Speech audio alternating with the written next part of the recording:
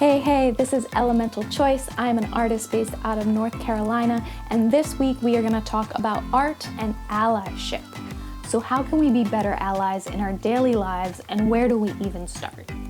Number one thing is to educate yourself. We have Google, we have YouTube, we have podcasts, we have all types of media of people who are willing to have these really hard conversations and are already providing the information to help us understand both our privilege and all sides of the story. Not to say that your friends won't have honest conversations with you. Their stories are definitely valuable in how you personally live your day-to-day life and the community around you. But it is not their responsibility to teach us. Anyone who has ever tried to teach anyone knows that teaching takes time, energy, and emotional bandwidth. You need to do the hard work first before you go to someone who's living the disenfranchised life to do the work for you. Number two is listen. If you have people in your immediate life that share different cultural experiences than you do, I highly suggest that you listen to what they have to say. If they're comfortable enough with you to share their stories, you have to listen with an open mind and an open heart. Don't get defensive and don't dismiss their fears or concerns because they don't seem rational to you in how you view the situation. I also encourage you to listen to the side comments, things that are said silently and quick. If you keep an open ear, you'll realize they're telling you a lot about who they are, their experiences, and their real-time gut reactions to different situations. The third thing to be a better ally is learning when to speak up and when to sit down.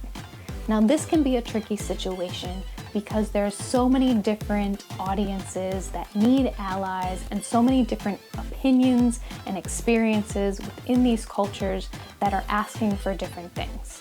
I love going to art shows and open mics and concerts and absorbing media that are safe havens where different communities can speak their honest truths. Conversely, when I'm in a room with the majority of people that share my cultural identity, I try to first magnify the voices of the minority in the room before speaking for them. I can't say I'm great at this. I'm still learning on when and how to use my voice as an ally in the most beneficial way for the communities I'm trying to support.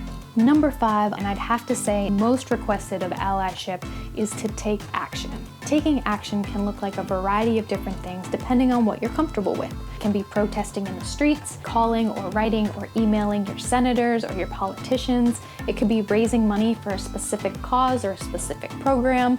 I personally have 2 ways that I like to take action. For me, the most basic action I can take is to stand up for people when they are not in the room. People are really good at being PC in public, but it's behind closed doors when most of the people look like them or have the same thought pattern as them, where people really start to tell their truths and you start to get comments and opinions and how people really feel and think. So if you end up in a room where you guys are the majority and they feel like they're in a comfortable space, you have to be okay with making people uncomfortable if comments are said that would not fly in the other communities that you represent. I also try to support minority-owned businesses. In this day and age, money still has the biggest voice.